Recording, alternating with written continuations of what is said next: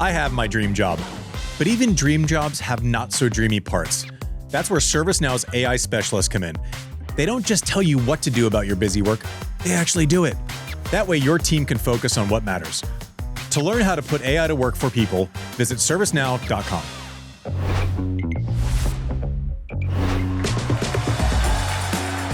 Hey everyone, welcome to Serve, brought to you by ServiceNow.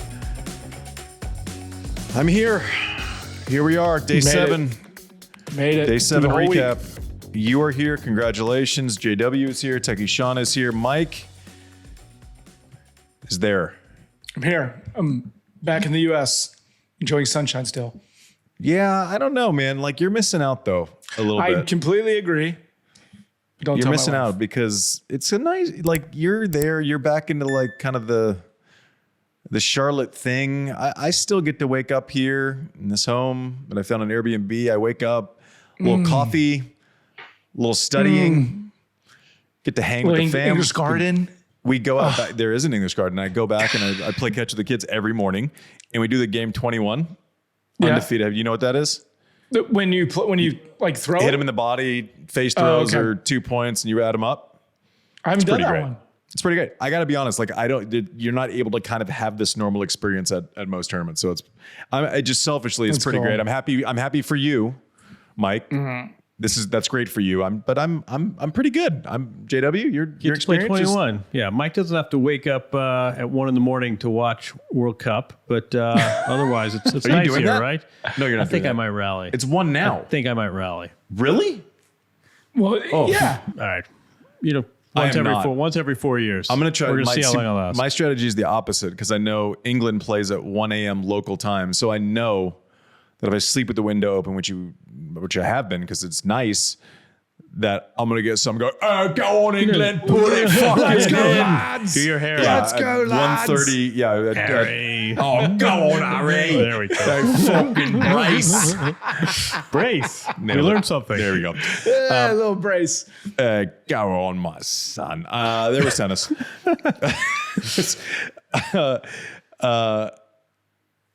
Good day, right? Good day. Sinner tennis. rolled. Did you watch the Mochizuki I did. match? Yeah. That He's guy's fun, really right? entertaining. I love that guy. I thought it was He's fantastic. my new favorite player. Kind of. I Whatever mean, they when you list get him to at- Atlanta and the ball's like bouncing high and away, I ain't Exactly. going to do him any favors, but like, this was fun. He played great.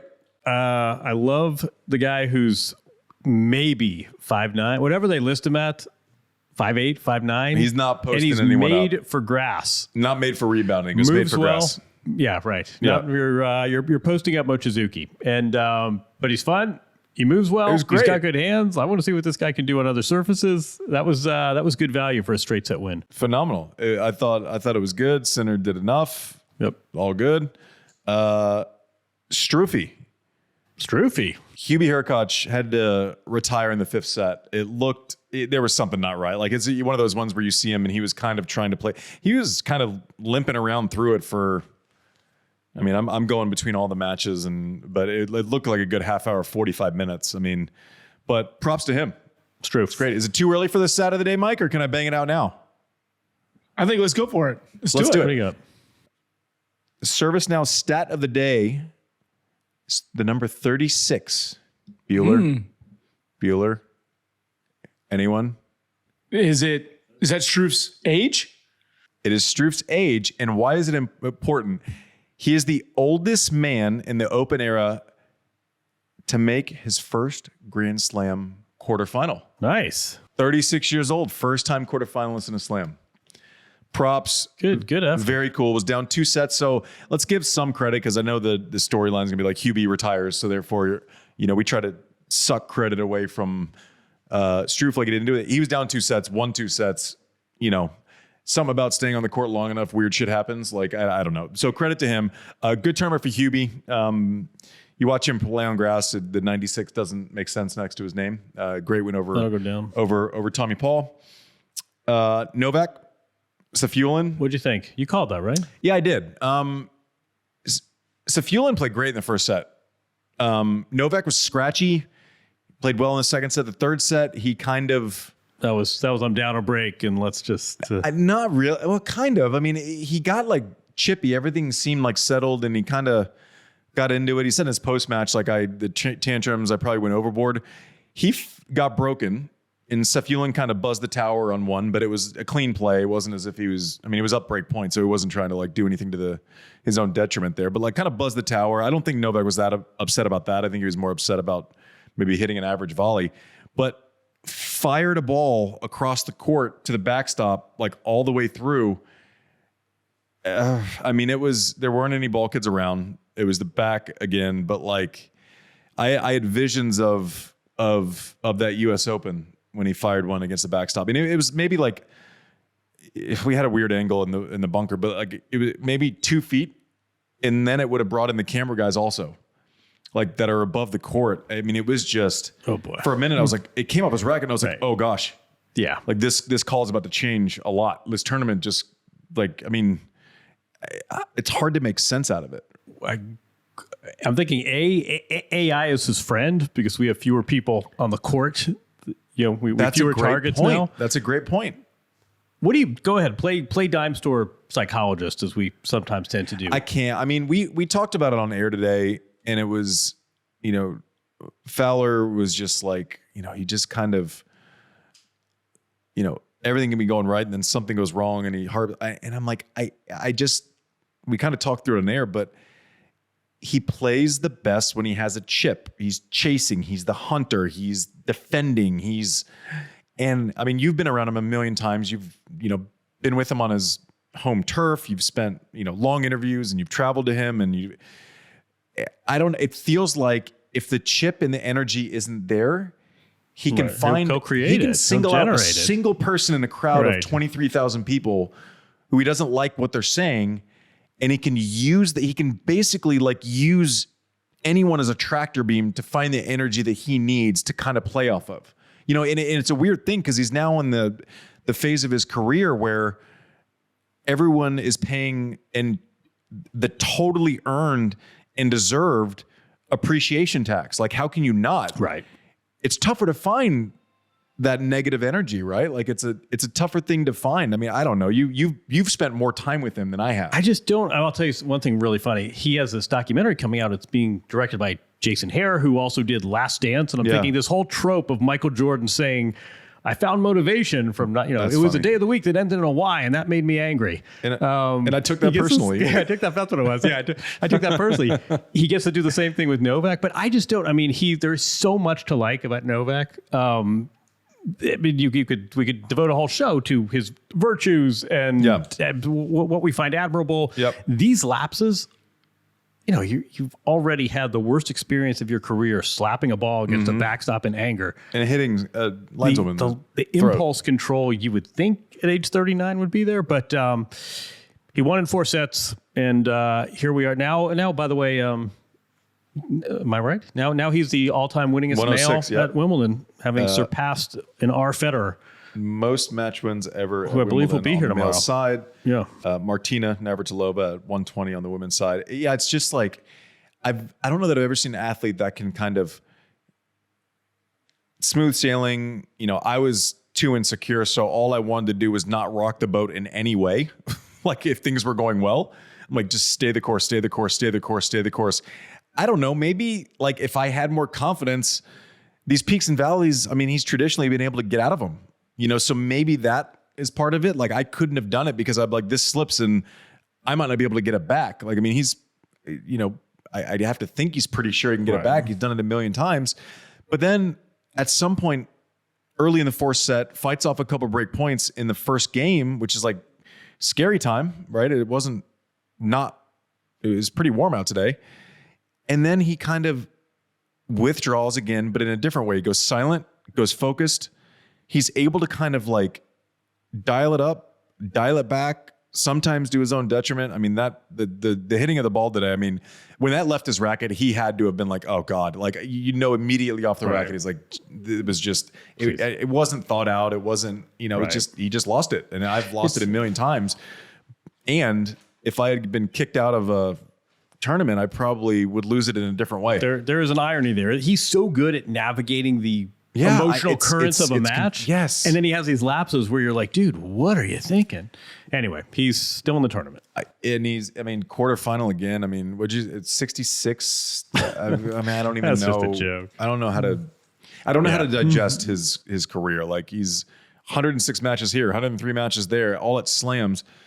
Like, if you, it's beyond like actually comprehending, and yet he'll show these little moments of being flawed also, which is like, it's so strange to watch it up close. But the appreciation is there. Obviously he can play on grass. FAA wins, and I want to get into the back and forth with him and Davidovich Fokina, because that was a little weird. In FAA, I don't know that I've ever seen him. Like, it takes a lot for him to get upset. Exactly right. He's one of the more even keel guys. You don't feel like he's one who like lashes out.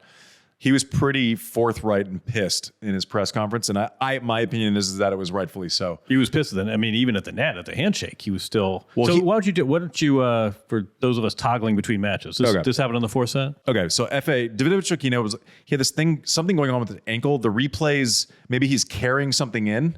I didn't see tape, but like the replays didn't, like, normally if someone's ankle, the replay goes, shows, turn, right? And you see it.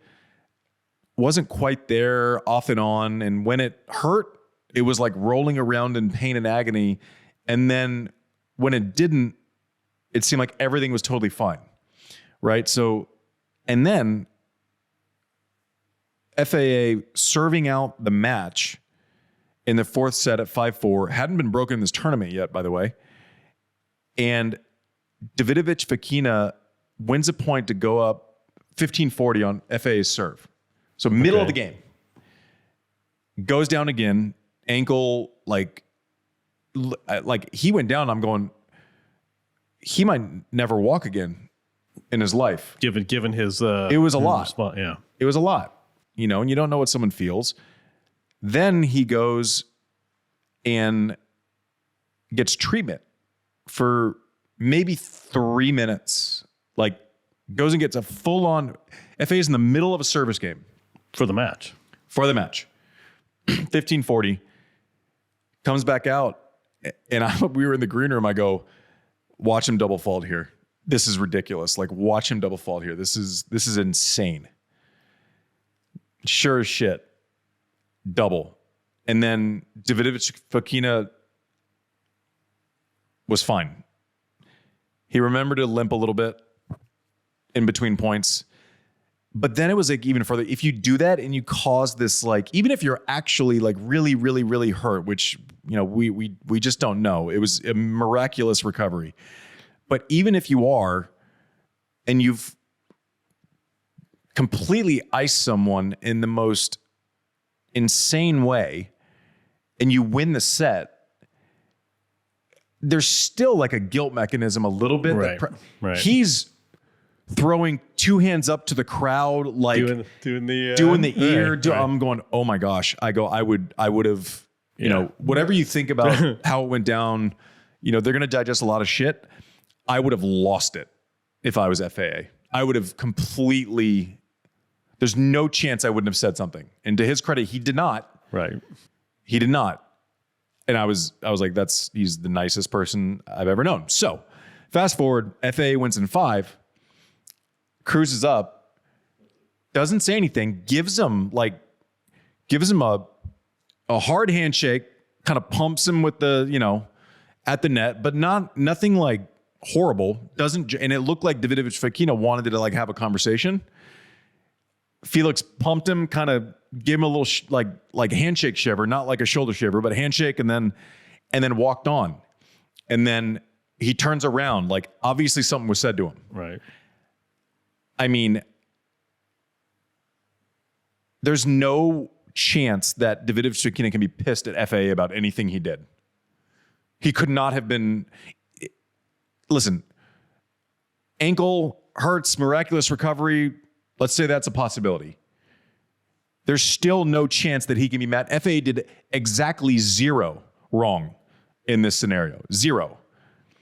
And then to chirp at him when his back is turned and he's about to go celebrate a win. Yeah, that's not cool. Is bullshit. Right.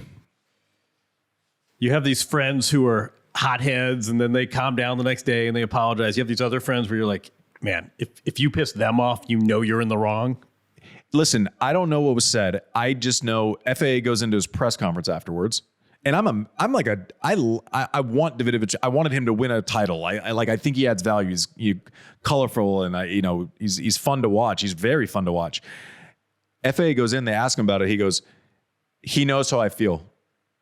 He knows my opinion. If he wants to talk about it, he can. And then he kind of diverted to the rule, basically saying that like you can't ice someone in their own service game. You can choose to like give away their service game to get treatment.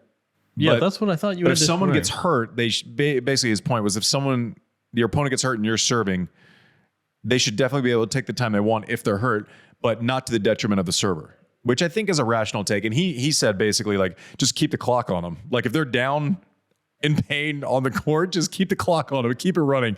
I think that's a little much. I think the receiver should have the option to punt away their return game. It's when your opponent's serving for the match, moot point. This all sounds very totally moot point. Sounds there. World Cup-y, doesn't it? Where you're not sure if the injuries are legit and the clock's running. I give Félix though a lot of credit, given the occasion, given the emotion, the expectation of winning, to reset and cruise out. And he cruised in the fifth set. I give him a lot of credit for that. I would have lost my mind. I would have completely melted down. I thought it was beyond the pale. I thought it was very average. It was not very average. Naomi Osaka. Yeah, that was not average at all. Didn't get broken. How's this? You ready for some stat candy? Is this 87? Damn. No. All right. What do you got? Won the tiebreak streak for Sabalenka and slams is over. 21. Good. She had won 21 straight breakers, lost the second set. Osaka did not get broken in the match. You ready for this? This is a great one. First top 10 I win. had that. God damn it. Off of You go. Oh, Finish, man. go. I came loaded. First top 10 win off of hard courts, right? Ever. That's crazy, right? 1 in 13. Ever. That's crazy. First time ever in the second week of Wimbledon. She has like a strange...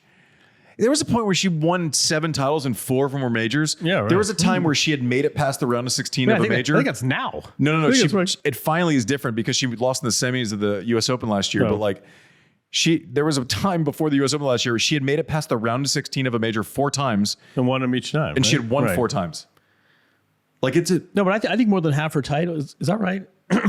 Yeah. Sean, help us out. More than half her titles. It's like something. Four majors and 1 Indian She has Wells. 7 career titles. She also 7 careers, so 4 of them were majors. So the first time she got beyond, she got to the second week in Roland Garros, and then she did the same thing here. She was so good today, and I feel so good today. 87, by the way, I think was her first serve percentage one, but yours is better. But I thought, didn't you think she had one set where she was just full flight? I mean, this was like peak of her powers, and then she has another fight where she just out-battled the single best tiebreak player in majors in recent memory. This was like a perfect day for her. She was fantastic start to finish. Yep.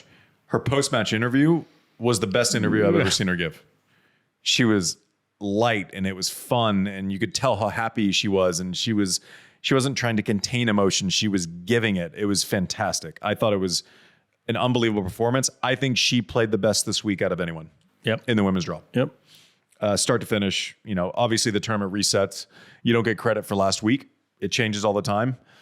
It's this like shape-shifting thing where you're allowed, from where I'm sitting, I'm like, I should be allowed to watch 3 matches and then I should be able to like adjust based on based on recency. But anyway, she has Muchova who beat Krejcikova.